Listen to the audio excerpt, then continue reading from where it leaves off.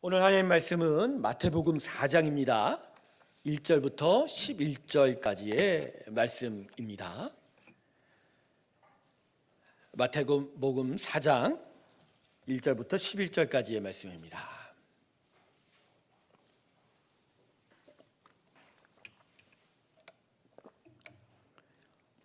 마태복음 4장 1절부터 11절까지의 말씀 제가 봉독해 드리겠습니다.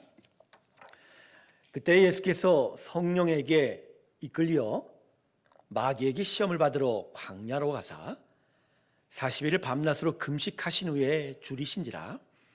시험하는 자가 예수께 나와서 이르되 내가 만일 하나님의 아들이거든 명하여 이 돌들로 떡덩이가 되게 하라. 예수께서 대답하여 이르시되 기록되었을 때 사람이 떡으로만 살 것이 아니요 하나님의 입으로부터 나오는 모든 말씀으로 살 것이라 하였느니라 하시니, 이에 마귀가 예수를 거룩한 성으로 데려다가 성전 꼭대기에 세우고 이르되 내가 만일 하나님의 아들이거든 뛰어내리라. 기록되었을 때 그가 너를 위하여 그의 사자들을 명하시리니 그들이 손으로 너를 받들어 발이 돌에 부딪히지 않게 하리로다 하였느니라. 예수께서 이르시되 또 기록되었으되 주 너의 하나님을 시험하지 말라 하였느냐 하시니, 마귀가 또 그를 데리고 지극히 높은 산으로 가서 천하만국과 그 영광을 보여 이르되 만일 내게 엎드려 경배하면 이 모든 것을 내게 주리라. 이에 예수께서 말씀하시되 사탄아 물러가라. 기록되었으니 주 너의 하나님께 경배하고 다만 그를 섬기라 하였느니라. 이제 우리 마지막 절 같이 읽습니다. 시작. 이에 마귀는 예수를 떠나고 천사들이 나와 수종드니라. 아멘.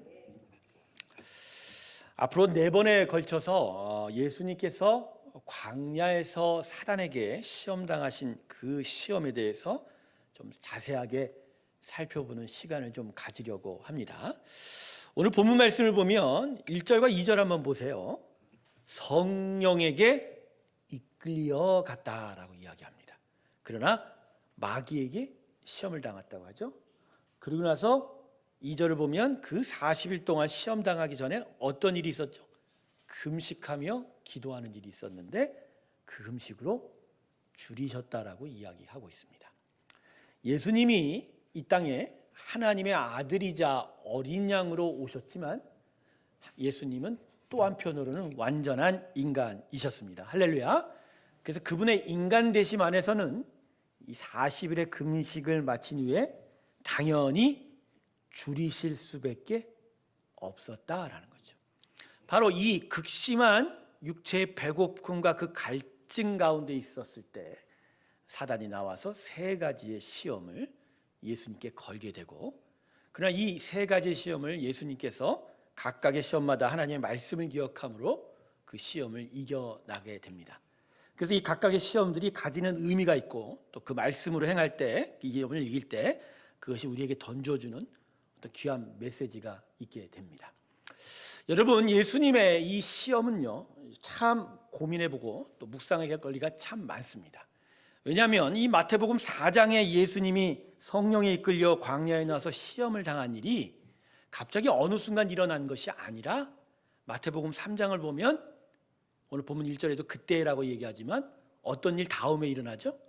예수님이 공생애를 시작하실 때 요단강에 나와 세례 요한에게 세례를 받던 그 일 다음에 나타났다는 거죠. 요단강에서 세례 받으실 때 하늘로부터는 하나님 아버지의 말씀이 있었고, 그렇죠? 성자는 세례를 받기 시작했고 예수님은 바로 성령이 비둘기처럼 나타나는 아주 지극히 영광스러운 일들이 그 요단강 세례 장면에 나타나게 되죠. 바로 이러한 영광이 나타난 이후에 바로 예수님이 능력 있는 공생애 사역이 시작된 것이 아니라 바로 어디로 끌려가세요? 광야 시험 받으러 끌려가요. 저는 일종의 이것이 우리 신앙의 모형인 것 같아요. 즉 예수의 은혜로, 십자가 은혜로 성령의 충만을 받아 아버지 하나님의 구원함을 얻은 하나님의 백성인 우리지 않습니까? 근데 그 능력의 구원, 은혜의 구원을 받았음에도 구원받은 이후에 이 땅이 거칠고 또 그 정말 어려운 삶들이 바로 끝나는 것이 아니라 오히려 더더욱 우리를 괴롭히는 고난 가운데로 나아가는 것이 우리의 신앙생활이라는 걸 바라볼 때 바로 이 예수님의 이 모형이 바로 우리가 좀 더 깊이 신앙의 삶을 생각해 봐야 될 일들이 된다라는 것이죠. 즉 예수님이 광야에서 받은 이 세 가지의 시험은 예수의 귀한 구원을 받은 우리에게는 똑같이 나타나는 일들이고, 그리고 그 시험을 말씀을 이기신 예수님의 그 은혜를 우리가 기억하며 하나님의 은혜 안에서 우리에 당한 많은 시험들을 이겨내야 되는 일들이 이 말씀이 우리에게 말씀해 주고 있다는 것입니다. 그래서 오늘 이 말씀의 그런 의미들을 한번 살펴보면서 앞으로 4주 동안 세 가지의 시험을 함께 좀 살펴보려고 합니다. 자, 오늘은 첫 번째 당한 시험이죠. 본문 3절을 보십시오. 예수님이 지극한 육체적 배고픔 가운데 있었을 때 사단이 나와서 예수님께 시험을 거는데 첫 번째 시험이 뭡니까? 3절을 보십시오. 우리 같이 읽습니다. 시작. 시험하는 자가 예수께 나와서 이르되 내가 만일 하나님의 아들이거든 명하여 이 돌들로 떡덩이가 되게 하라. 사단이 예수님께 걸은 시험이 무엇이요? 지금 먹는 문제에 대해서 얘기하지 않습니다. 40일 동안 금식하셨어요. 아무것도 먹지 않았어요. 바로 그 먹고자 하는 그 배고픔이 극도로 어떤 욕망 가운데 나타나는 그 순간에 사단이 나타나서 뭐라고 얘기하죠? 너 배고프지? 네 앞에 있는 많은 돌덩이들로 떡을 만들어서 그 배고픔을 면해봐, 이렇게 얘기하죠. 하지만 사단은 지금 배고픔에 대해서만 이야기하는 것이 아닙니다. 사람에게 가장 중요하다라고 여겨지는 가장 기본적인 문제인 먹는 문제부터 예수님에게 시험을 걸고 있다라는 것이죠. 제가 이 3절을 묵상하면서 어쩜 이렇게 예수님께 사단이 나와서 시험을 거는 일이 아담에게 사단이 나와서 시험 건 일과 그렇게 똑같을까라고 생각했습니다. 여러분, 아담에게 사단이 뱀의 형상으로 나와서 시험 걸 때 어떻게 시험을 걸었죠? 무슨 문제였어요? 그때는요. 외형적으로는 먹는 문제였어요. 선악과를 먹어도 돼. 그거 먹어봐. 그거 맛있어. 그거 먹으면 하나님과 같이 세상을 볼 수 있을 거야 라고. 지금 사단이 예수님에게 가서 뭐 어떻게 하죠? 돌들로 떡덩이가 되게 해서 떡이 되게 해서 먹어봐. 배고픔을 면할 수 있잖아, 이렇게 얘기하는 것이죠. 아담과 이 예수에게 걸린 이 동일한 시험, 이것이 우리에게 이야기하는 것이 무엇이죠? 사단은 기본적으로 우리의 연약함을 안다라는 거예요. 우리의 가장 약해져 있는 부분을 가장 정말 아픈 공격으로 우리에게 다가온다라는 것이죠. 사람에게 사단이 거는 가장 기본적인 공격은 바로 배고픈 배를 향한 시험이라는 것이죠. 결국 사단이 예수님에게 걸었던 시험은 가장 근본적인 질문을 던진 것입니다. 너의 생명을 유지하는 근본이 어디 있냐? 성령이 이끌어서 광야로 나왔다고 했어요, 예수님. 사단이 처음부터 내려온 시험이 아니에요. 성령이 이끌었다는 것은 바로 앞으로 시작될 공생의 사역을 예수님이 준비할 시간을 성령의 충만 가운데 있게 해달라는 그런 의미예요. 즉 하나님이 예수님에게 무언가 원하시는 일들, 성부 하나님 원하시는 일들을 지금 예수님이 이루어가고 있는 상황 속이에요. 그런데 그 상황 속에서 예수님은 먹는 것이 아닌 기도하고 금식하는 일로 하나님 앞에 나아갔어요. 그런데 이 사단이 와서 지금 무슨 문제를 거는 거예요? 돌로 떡이 되게 만들어라. 즉 너 금식하며 하나님을 의지했는데 너 계속 하나님을 의지하며 살래? 아니면 이 돌로 떡을 만들어 이걸로 먹으면서 살래? 바로 근본적인 질문 하나를 우리에게 던진 거죠. 우리의 생명의 근원이 어디에 있느냐라는 것이죠. 여러분, 사단이 우리에게 언제나 다가와서 거는 시험의 가장 핵심은 바로 이 부분일 거예요. 이 부분. 매일 매 순간마다 이 부분을 우리에게 건드려 오고 있습니다. 왜냐하면 타락한 사람의 본성은 먹고 사는 것이 가장 중요하기 때문입니다. 먹고 사는 것이 가장 중요하죠. 아담이 선악과를 먹지 않았으면 먹고 사는 게 가장 중요하지 않았을 거예요. 아담에게는 먹고 사는 문제는 하나님이 책임지는 문제였어요. 아담을 만드실 때 하나님이 그 아담을 어디 가운데 두셨다고 했어요? 그냥 만물 가운데 두시지 않고 에덴 동산을 만들어 그 동산 안에 살게 했잖아요. 여러분, 이건요, 하나님이 정말 특별한 공급이 있는 에덴 동산의 것으로 아담의 먹을 걸 책임지셨다는 거예요. 근데 그렇게 책임지신 이유는 뭐죠? 아담이 정작 해야 할 일, 하나님을 대신해서 하나님 뜻으로 만물을 다스릴 일들이 있었잖아요. 그러니까 타락하기 이전에 아담의 사는 인생의 가장 중요한 초점은 뭐였어요? 하나님 뜻으로 세상을 다스리는 일이었단 말이에요. 먹고 사는 게 문제가 아니었어요. 근데 타락하여 아담과 하와가 에덴 동산에서 어떻게 됐어요? 쫓겨났잖아요. 그러면서 에덴 밖에서 사는데 그 밖의 상황이 또 좋지가 않아요. 하나님이 어떻게 하셨어요? 그 땅에 엉겅퀴와 가시덤불을 두셔서 그 땅에서 남자들은 땀을 흘리지 않으면 제대로 먹고 살 수가 없는, 즉 정말 애를 쓰고 정성을 들여서 먹을 것을 얻어야만 생존할 수 있는 그 각박한 삶 속으로 쫓겨난 거예요. 그래서 아담 이후에 사람의 가장 큰 관심은 뭐예요? 먹는 문제. 이걸 요새 시대로 비틀면 돈의 문제라는 것이죠. 먹는 문제, 돈의 문제. 이게 사람에게 가장 중요한 이슈이자 가장 연약한 문제로. 근데 결국 이 먹는 문제 때문에 사단이 사람을 이걸 통해서 지배하기 시작을 합니다. 그래서 하나님의 통치가 이 먹는 문제를 통해서 깨져버려요. 그리고 이 먹는 문제 안에서 사단이 사람을 휘둘르기 시작합니다. 사람은 결국 이 먹는 문제 안에서, 돈의 문제 안에서 결국 진짜 하나님의 형상답게 지어진 사람됨이 점점 망가져가면서 사람이 아니라 먹는 동물, 돈의 노예가 된 존재로 타락하게 된 것이죠. 세상의 풍조를 한번 보십시오. 지금 경제의 모든 잣대 앞에서 도덕과 상식은 빛을 잃어버린 지 오래이죠. 인격의 고상함과 선량함 따위는 모두 다 이 땅에서 먼저 먹을 것을 얻고 많이 얻어야 되는 문제에 방해가 될 뿐이죠. 무조건 이겨야 돼요. 그리고 다 뺏고 얻어야 돼요. 그래야 조금 더 편안하게 사니까. 그 틈 속에서 사단이 계속 사람에게 거짓을 하고 사기를 칩니다. 사단이 원래 거짓말의 대왕입니다. 물론 타락한 천사로서의 어느 정도의 속일 수 있는 능력은 있지만 하나님과 같은 기적을 만들어내는 자들이 아니에요. 그들의 능력은 거짓말이에요. 거짓으로 사람을.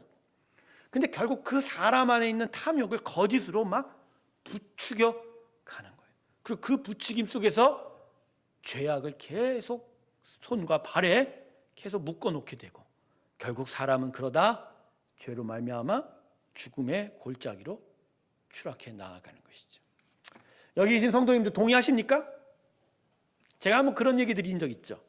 자, 경제의 아주 중요한 법칙 하나가 뭐예요? 가격의 결정이라고 했잖아요. 즉 수요와 공급이 서로 맞아야 거기서 가격이 결정되지 않습니까? 요새 대파 가격이 뭐 한 단에 얼마라고요? 5,000원, 6,000원? 예. 이전 가격이 얼마였다면 한 달에 1,000원도 안 되었다고 하죠. 어떻게 5배나 뛰어요? 어떻게 이런 일이 있을까요? 근데 그게 대파 농사가 잘 되지 않았다면서요. 그러니까 시장에 예전과 같으면 뭐 1톤이 공급될 대파가 뭐 200kg도 안 나오니까, 그죠? 먹어야 될 사람은 많고 사용할 곳은 많은데 대파 공급량이 주니까 당연히 가격이 어떻게 죠? 올라갈 수밖에 없죠. 그런데요, 여기에 숨겨진 게 뭐냐면 공급, 내가 많이 팔고자 하는 욕심, 또 수요, 내가 많이 얻고자 하는 욕심, 이 욕심과 욕심이 만나 가격이 결정되는 건 결국 사람은 어떤 인격이나 어떤 스스로의 도덕과 상식으로 흔한 대파 가격 하나도 결정하지 못한다라는 이야기예요. 불쌍하고 어려운 자들에게는 대파가 6,000원이면 안 돼요. 한 단에 정말 더 싸야 돼요. 여러분, 대파 가격이 이렇게 올라가면 올라갈수록 정말 어려운 사람을 도와주는 후원사역들이나 여러 도움는 그런 구제사역에는 정말 어려움이 많아져요. 왜? 매달 정해진 돈은 한정적이기 때문에. 그런데 그런 자들에게는 오히려 대파 가격이 계속 고정적이거나 더 떨어져야 되거든요. 근데 갑자기 가격이 쳐오르면 어떻게 돼요? 결국은 우리 안에 우리가 필요로 하는 것들을 정말 제대로 얻을 수 있는 이 가격 결정 하나만도 우리는 우리의 탐욕에 그냥 내버려 둘 수밖에 없는 바로 이 경제 문제. 이거 하나만 놓고 봐도 사람은 그냥 먹고 사는 문제에 매여 있는 존재다라는 것이죠. 제가요, 요새 가장 근본적인 질문 하나를 제 자신에게 던져보았어요. 우리는 물가가 높아지면 이렇게 물가가 높을까? 뭐가 공공요금이 오르면 왜 이렇게 공공요금이 올라갈까? 이렇게 얘기하면서도 그러면서도 내가 얻어야 될 임금, 내가 얻어야 될 소득에 대해서는 딴 생각해요. 그렇죠. 다른 것들은 다 가격이 낮기를 바라는데 내가 얻을 소득은 언제나 올라야 돼요. 내가 저금을 하면 적금 이자는 올라야 되지만 내가 돈을 빌리면 대출 이자는 어떻게 돼요? 내려가야 돼요. 근데 이게 둘이 말이 맞아요, 안 맞아요? 근데요, 이거 놓고서 얼마나 전 몇십 년 동안 씨름한 게 제 이 문제예요. 근데 이 안에 인간의 탐욕이 있다는 걸 저는 신학을 하면서 비로소 알았어요. 아, 이건 탐욕이 죽지 않은 이상은 결코 해결될 수가 없구나. 그리고 제가 구원을 얻고 참된 복음 안에서 점점 하나님의 세상에 대해서 깊이 나아가면 나아갈수록 인간의 육체가 다 죽지 않은 이상은 이 문제는 결코 해결이 될 수가 없다라는 거. 그렇죠? 인간의 가장 중요한 문제가 뭐라고요? 먹는 문제, 돈의 문제. 여기가 제일 약하기 때문에 사단은 이 문제를 향하여 비집고 들어오는 거예요. 어떤 때, 어떤 경우에서라도 바로 이 부분에 계속 사단이 작용을 하고 있는 거죠. 그러다 보니까 신앙 있는 자들도, 즉 믿음이 있다라고 하는 하나님을 믿는 자들도 요새 들어서 보면 이 돈의 문제에 너무너무 휘둘리게 되는 것 같아요. 사실 헌금이라는 거, 하나님께 드리는 이 봉헌이라는 것이 하나의 훈련 과정일 수 있거든요. 즉 돈이 아닌 하나님의 것을 하나님의 은혜로 살아가는 삶의 일들이 계속 변해가면서 어떤 드리는 것이 아깝고 정말 어려워지다가 더 쉽고 더 기쁨이 넘칠로 변해가는 일들을 통해서 진짜 우리가 하나님을 의지하는 것의 기쁨, 그리고 그것의 만족이 무엇인지를 깨달아가는, 그걸 체험해가는 시간들이 이 헌금과 봉헌인데, 이 헌금과 이 봉헌 문제조차도 이게 신앙의 가장 핵심에서 멀어지고 있다는 거예요. 그게 뭐죠? 하나님을 섬기는 목적이 물질적 성공이 되는, 그것이 첫째 자리를 차지하는 신앙적 잘못된 동기가 자리 잡기 시작을 했다라는 거예요. 그래서 예수를 믿고 참된 구원의 삶 안에서 참된 영생의 삶으로 천상의 천국을 향하여 나아가는 그 참된 복음의 진리보다는 하나님을 내가 이용해서 내가 어느 정도의 이익을 보고자 하는 그 수단적 배경들이 우리 신앙의 시대에 이 교회 안으로 계속 몰려들어오는 일이지 않냐라는 것이죠. 기복주의, 번영신학, 이 두 가지, 이건 신앙도 아니요 하나님의 뜻도 아닙니다. 이건 진짜 사이비 우상이에요. 그게 되면 안 돼요. 돈이 먼저가 아니라 하나님의 영광이 먼저고, 그 영광 안에서 하나님은 우리에게 우리의 삶에 대한 책임을 지시기 때문에 그 은혜 안에서 살아가는 것이 우리 기본적인 삶인데, 어느덧 세상에서 먹고 살던 문제 자체가 이제 교회 안으로 들어와서 교회가 오히려 그것을 배격하고 그 문제에 대해서 하나님의 어떤 대안을 제시해 줬음에도 불구하고 그렇지 못하고 오히려 돈의 문제가 우리 가운데 들어온 시대가 됐다. 성도 여러분, 이 세상 그리고 교회 안에서 보여지는 이 모든 풍조와 현상은 모두 다 사단의 시험과 유혹에 넘어간 결과일 뿐이라는 거. 그리고 아담 이후로 타락한 인간의 본성 그 모습 그대로를 보여주는 것 외에 그 이상 그 이하도 아니라는 것이죠. 고난주간 이 시간에 우리가 좀 더 인생의 문제에 대해서 좀 더 근본적으로 좀 생각해 보기를 원해서 오늘 본문 말씀을 여러분과 함께 섰습니다. 가장 중요한 이 먹는 문제, 돈의 문제에 대해서 우리가 정말 기본적으로 나의 사고와 진리관이 바뀌어지지 않으면 우리는 매번 똑같은 시험에 넘어지게 될 것이고, 계속 넘어지면 넘어질수록 스스로가 좌절에 빠질 것이고, 우리 안에 들어온 은혜로 들어온 복음의 진리는 점점 그 가치를 잃어버리게 될 것이라는 것이죠. 여러분, 고난주간 특별 새벽 기도회를 우리가 지금까지 몇십 년을 해옵니까? 초신자들이 하고 1년, 2년, 3, 4년 되겠지만 오랜 신앙을 한 장로님 권사님들에게서는 몇십 년째잖아요. 근데 몇십 년째 똑같지 않아요? 매번 고난주간 특별 새벽 기도를 하면 그 주제가 똑같지 않아요? 설교를 하는 이 앞에서 목사도 똑같아요. 매번 예수님의 보혈을 얘기합니다. 그 사랑의 기쁨을 얘기합니다. 그 사랑 앞에서 우리 진짜 제대로 믿음 생활 해보자고 얘기하지 않습니까? 이 구도에서 벗어나요, 안 벗어나요? 벗어났다고요? 안 벗어나요. 똑같아요. 그러니까 우리 참 유명한 목사님들도 10년 전에 했던 설교 또 10년 후에 또 다시 쓰고, 그래서 할 말이 있어요. 왜? 매년 똑같은데. 매년 똑같이 하는 거지. 생각해보면 그래요. 성경 66권 길고 두꺼운 책이긴 하지만 읽다 보면 다 알게 돼요. 근데 이건 우리 매번 같이 읽잖아요. 똑같이 읽잖아요. 왜 똑같이 읽어야 돼요? 안 되잖아요. 해결이 안 되잖아요. 해결이 안 되는 거예요. 왜요? 외양은 바뀌어질 수 있지만 이 기본 속이 안 바뀌어지니까. 가장 근본적인 세상을 바라보는 세계관, 사고가 내야 되는데 그렇지 못하고 복음이 그냥 우리의 외향적 행동 양식만 바꾸게 했지, 이 심령 안에 정말로 가장 중요한 부분을 여전히 해결하지 못한다는 거예요. 전 그런 의미에서 이번에 4주간 이 말씀으로 여러분과 함께하고 싶었던 거예요.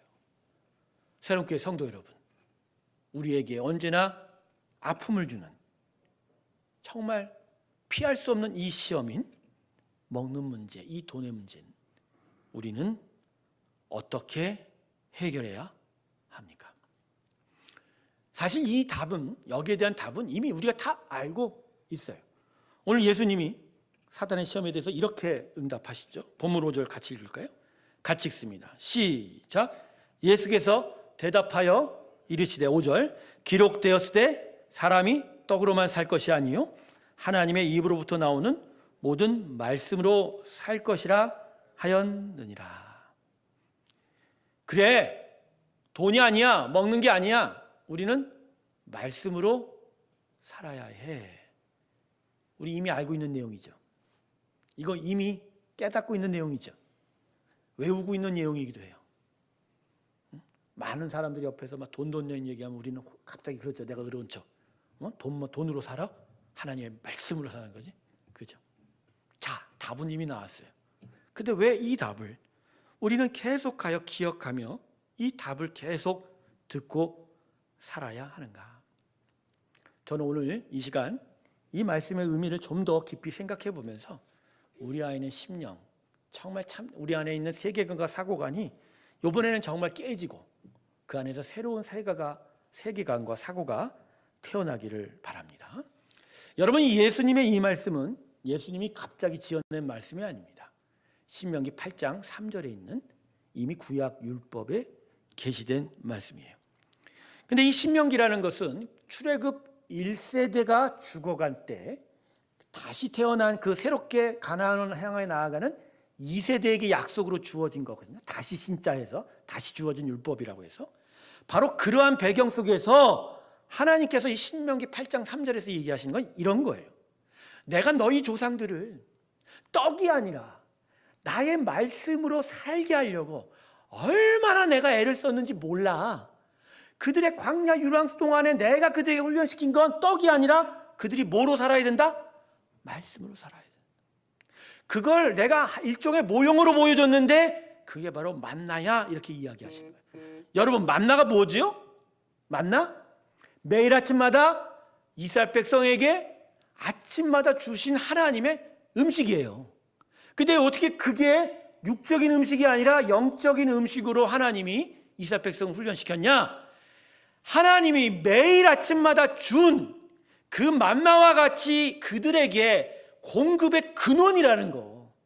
그래서 너희는 먹고 사는 문제를 걱정하지 말라고 하는 거예요. 오히려 너희는 내가 시내산에 준 말씀을 지키고 그 말씀답게 살아가는 일들을 생각해라고 이야기하신 거라는 거예요. 근데 결국 그 출애굽 1세대가 그것을 통과했어요? 못 통과했어요? 못 통과했죠. 틈만 나면 고기 달라, 틈만 나면 떡 달라, 틈만 나면 광야의 침대가 아닌 애굽에서 잤던 푹신푹신한 침대 달라. 그러다가 38년 반 동안 광야에서 유랑하다가 죽어갔다는 거예요.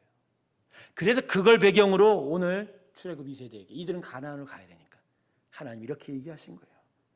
사람은 떡만으로 사는 것이 아니라 나의 입으로부터 나오는 나의 말씀으로 살리라 함과 같이. 할렐루야.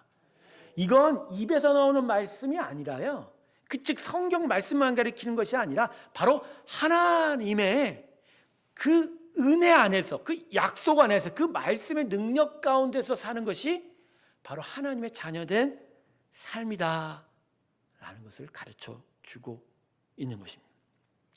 이거는요, 사람이 어떤 존재인지를 분명하게 다시 깨닫게 해주는 거예요. 여러분, 우리가 우리의 인생들을 볼 때 나도 보지만 우리의 상대방 많은 사람들을 보지만 머리, 팔다리, 그리고 이렇게 나와 있는 그 아름다운 육체 형상으로만 사는 건 결코 아니거든요. 여러분, 인생은 몸에 있습니까? 마음에 있습니까? 잘 선택하세요. 몸에 있다고 그러시면 몇 년밖에 못 사십니다, 여러분. 죽은 이후에도, 이 육체가 땅으로 간 이후에도 우리가 천상의 천국에서 하나님과 영원히 산다라는 것, 그걸 성경이 이야기하고 있다라는 건 우리의 인생의 영속성은 육체가 아니라 어디에 있다고요? 근데 아담을 지을 때 흙으로 육체를 만들었지만 그가 영원한 하나님의 동행으로 살아가기 위해서 하나님이 그 코에 뭘 집어넣으셨다고요? 바로 그거예요. 그 영, 그 하나님의 생기로 살아가는 게 인생이라면 결국 팔, 다리가 필요한 밥도 중요하지만 정말 중요하게 우리가 받아야 될 건 뭐라고요? 이 생기가 살아나는 영의 양식이잖아요.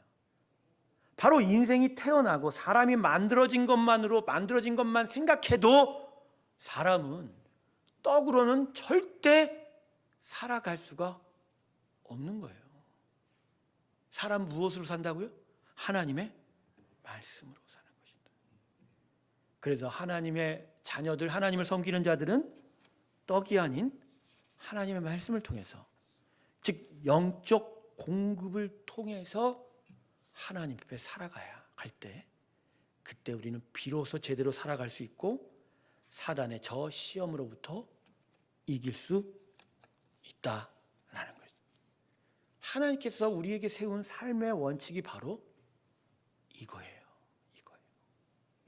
결국 여기서 우리는 믿음이 작용하는 거예요. 또 진짜 하나님이 우리를 책임지심을 신뢰하느냐, 아니면 여전히 내 손과 발로 열심히 땀을 흘려 무언가를 얻고 사는 것을 신뢰하느냐, 이 둘 중에 우리는 무엇으로 살아가야 되느냐에 대해서 우리가 고민해야 한다는 것이죠.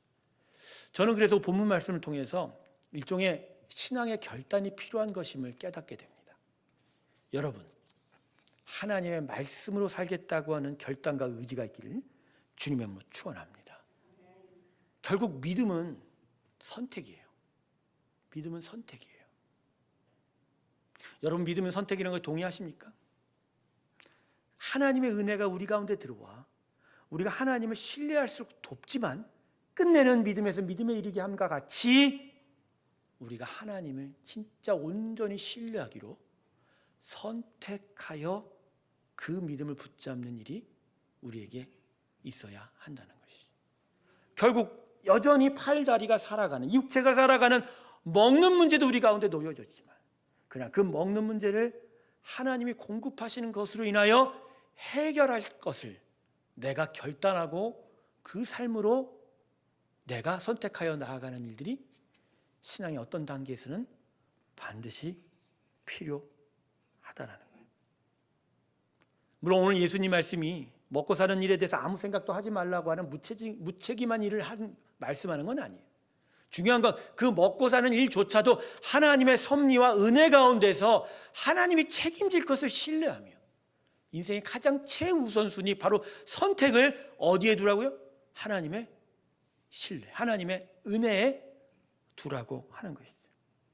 바로 이 부분에서 언제나 우리는 넘어지게 된다는 거예요.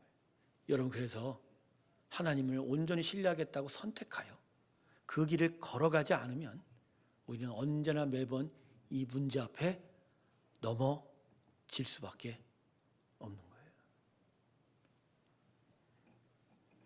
사람은 항상 하나님에게 떡을 먼저 주세요.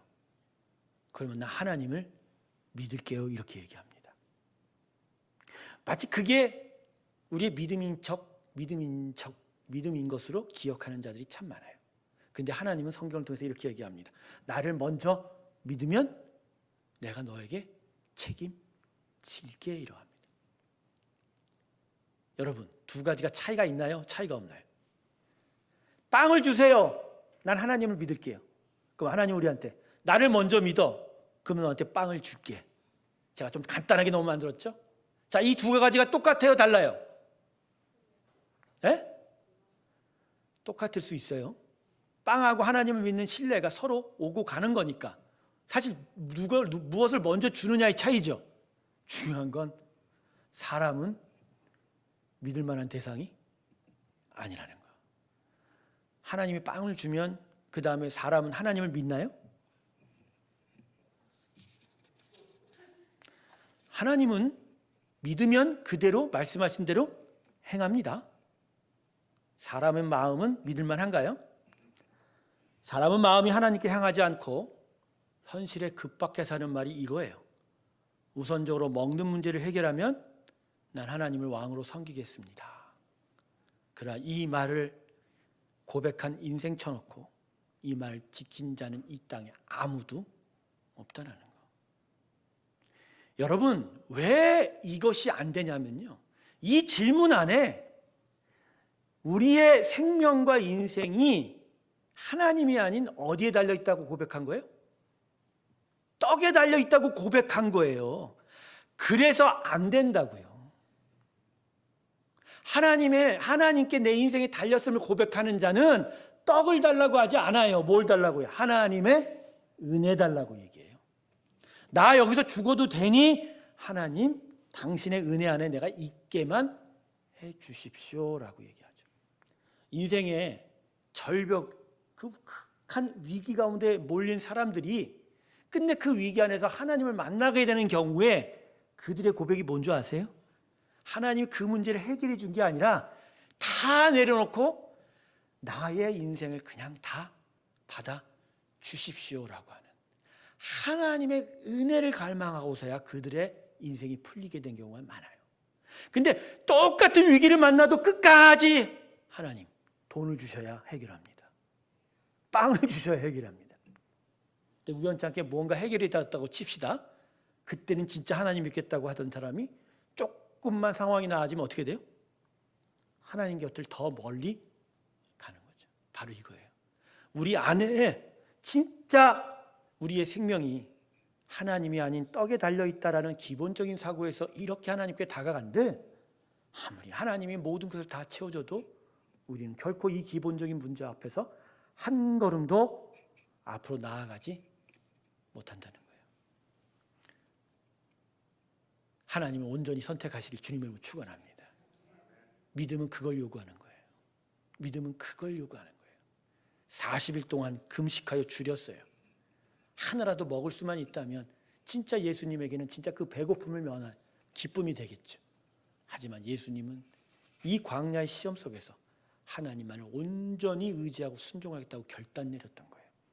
그래서 사단이 야, 이 떡덩이로 네가 먹을 걸 만들면 되잖아 하는 그 순간 자신의 입에 그 능력이 있었음을 알기도 하였지만 결단코 거부하며 신명의 말씀을 들이키면서 오직 말씀으로 하나님의 은혜로 살겠다고 자신의 굳은 의지를 사단에게 내어놓아 이 시험을 이기게 되었다는 것입니다. 우리에게 믿음은 하나님의 은혜 안에서 언제나 하나님이 나한테 떡을 준다는 것으로 다가오지 않습니다. 믿음은 난 이제 떡이 아니라 하나님의 은혜로 살겠다고 하는 고백을 만들어내게 돼요. 그래서 당장은 떡이 없어도 그것으로 인하여 불편하여도 그것 때문에 하나님께 나아가지 않아요.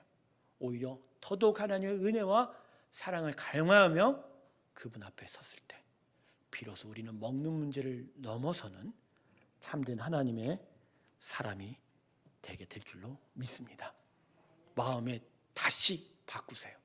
나의 인생은 떡이 아니라 하나님께 있다는 것. 나의 생명의 생존은 돈과 먹을 것에 있는 것이 아니라 하나님의 은혜에 있다라는 것을.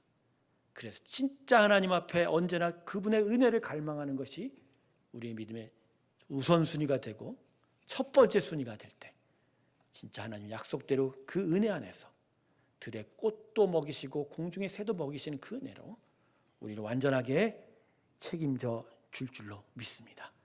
먹는 문제, 이 돈의 문제 시험에서 하나님의 참된 은혜의 나라로 나아가며 참된 자유함을 느끼는 저와 여러분 되시길 주님의 이름으로 축원합니다. 기도하겠습니다. 아버지 하나님, 우리가 먹는 문제 앞에서 항상 넘어집니다. 돈의 문제 앞에서는 더더욱 우리 자신이 누구인지도 제대로 분별조차 못하는 그러한 연약한 삶의 모습입니다. 먹고는 살아야지 그렇게 변명을 하며 하나님 앞에 선 적이 한두 번도 아니었습니다. 매번 그래서 고난주간 예수의 사랑은 우리 안에 흘러 그래서 그 사랑 앞에 나의 믿음을 고백은 하고 있지만 그러나 주님이 주신 은혜와 믿음이 우리 삶 속에 이 가장 근본적인 문제조차 해결하지 못한 채 우리는 벌써 몇십 년 동안 광야에 유랑했던 그 출애굽 1세대와 같이 방황하고 유랑하고 있는지 모릅니다. 분명히 복음은 능력이라 생명을 주고 그 생명을 통해서 이 땅을 뛰어넘는 참된 천상의 천국을 준다고 약속하고 있는데 우리는 언제 어디서나 천상의 천국이 아닌 땅의 것을 보며 땅의 삶 속에 묶여있는 존재들입니다. 아버지, 우리가 어떻게 살아야 합니까? 오늘 주님이 광야에서 시험받은 또 그 시험을 어떻게 이긴지를 바라보면서 우리 마음에 참된 결단이 있기를 소망합니다. 예수님 40일 동안 줄이셨지만 결코 하나님의 은혜를 벗어나지 않겠다고 오히려 하나님의 은혜만으로 살겠다고 고백하며 자신의 손과 발에 그 능력이 있음에도 불구하고 그것을 행하지 아니하고 오직 하나님의 말씀만으로 살겠다고 고백하며 그 시험을 이겨냈습니다. 주님, 당장은 부족하고 당장은 어렵겠지만 그러나 우리는 무엇보다 예수의 은혜 안에 하나님의 사랑과 은혜 안에 살겠다고 고백하게 하여 주시옵시고 그것에 우리의 생존, 우리의 인생이 걸렸음을 고백하게 하여 주시옵소서. 그래 온전히 주를 바라보며 주님만을 신뢰하는 믿음 안에서 하나님의 축복을 바라는 귀한 인생이 되게 하여 주시옵소서. 그래야 우리의 심령, 우리의 영혼이 먹을 문제가 아닌 예수의 이름으로 살아가는 문제, 하나님의 영광을 위해서 살아가는 문제에 매이게 하여 주시옵시고 참된 그 믿음으로 주 앞에 달려갈 때 하나님은 우리를 축복하여 주셔서 이 땅을 뛰어넘는 믿음을 주시옵시고 생명을 주시옵시고 영생의 나라로 나아갈 수 있는 귀한 은혜를 허락하여 주시옵소서. 이번 고난주간 단 한 사람의 영혼이라도 먹는 문제가 해결되기를 소원합니다. 돈의 문제에서 자유롭기를 소망합니다. 그 문제가 심령에서 서서히 깨어지게 하여 주시옵시고 깨어진 그 빈틈 위에 믿음의 씨앗들이 뿌려져 하나님의 의의 나무, 복음의 나무들이 자라게 하여 주시옵시고 그래 결국은 하나님을 의지하는 믿음의 나라가 온전히 그 심령을 지배하게 하여 주시옵시고 그리하여 세상에 묶인 자 아닌 하나님의 천상에 묶여 이 땅에서 자유한 자들이 영원히 되게 하여 주시옵시고 오히려 기쁨으로 돈의 문제, 먹는 문제 앞에서 하나님의 기쁨을 얻는 자들이 되게 하여 주시옵소서. 고난주간이 지나가고 있습니다. 저희 새롬교회는 2주 동안 새벽 예배를 하고 있습니다. 주님, 이것이 우리의 외양이 아니라 심령의 역사되게 하여 주시옵시고, 정말 진리로 참된 심령으로 하나님의 은혜 앞에 서게 하여 주시옵시고, 정말 이번에는 진짜 우리는 이번에 믿음으로 한번 살아보겠다고 하는 믿음의 결단들이 나타나게 하여 주시옵시고, 성령여 그 결단 위에 함께하여 주셔서 아버지의 은혜의 일들이 강하게 나타나게 하여 주셔서 하나님, 이제까지 소용돌이치고 유랑했던 그 방황했던 심령들이 이번에는 의지를 갖고 참된 믿음의 길로 나서게 하여 주시옵소서. 그래야 하나님의 귀하고 영광스러운 일들이 그 인생 가운데 나타나게 하여 주시고, 하늘의 영광이 되고 우리 인생들에겐 기쁨이 되는 귀한 일들로 허락하여 주시옵소서. 계속되어지는 새벽 집회를 주님 인도하여 주시옵시고, 주님 불편하나 아버지 예배의 자리로 나아가게 하시고, 또 일어서서 방송을 통해서 새벽에 집중하게 하여 주시고, 하나님의 말씀에 집중하며 하나님의 은혜 가운데로 나아가는 귀한 은혜를 허락하여 주시옵소서. 또한 새로운 교회가 한마음이 돼서 기도하는 일이 있습니다. 우리 김동환 집사를 주님께서 붙들어 주시기를 소망합니다. 그 영혼을 붙드실 때 그 육체 가운데 함께하여 주시옵시고, 치유하여 주시옵소서. 주의 뜻대로 하여 주실 때 치유하여 주시옵소서. 건강케 되게 하여 주시옵시고, 하나님 앞에 참된 예배자로 서게 하시고 하나님의 영광을 바라보는 귀한 은혜의 일들이 있게 하여 주시옵소서. 저희가 마음을 아파요 아버지 함께 돕고 함께 살아가려고 합니다. 은혜의 일들로 함께하여 주시옵시고, 주의 귀한 치유와 은혜로 함께하여 주시옵소서. 저희의 모든 은혜 가운데, 하나님이 주신 은혜 가운데 언제나 예수 그리스도의 보혈을 의지하는 귀한 믿음이 있게 하여 주시옵시고, 하나님 나라를 향하여 힘차게 살아가는 귀한 일들을 이 교회 위에 허락하여 주시옵을 때, 이제는 성부, 성자, 성령 한 하나님의 은혜와 사랑과 교통하심이 하나님의 은혜 안에서 삶의 기본적인 문제, 그 먹고 사는 문제를 이겨 믿음의 귀한 백성으로 다시 서기를 소망하는 아버지의 귀한 교회, 새로운 교회 성도들의 심령과 그들의 일상의 모든 터전들 위해 지금부터 영원토록 함께 하시기를 간절히 축원하옵나이다. 아멘.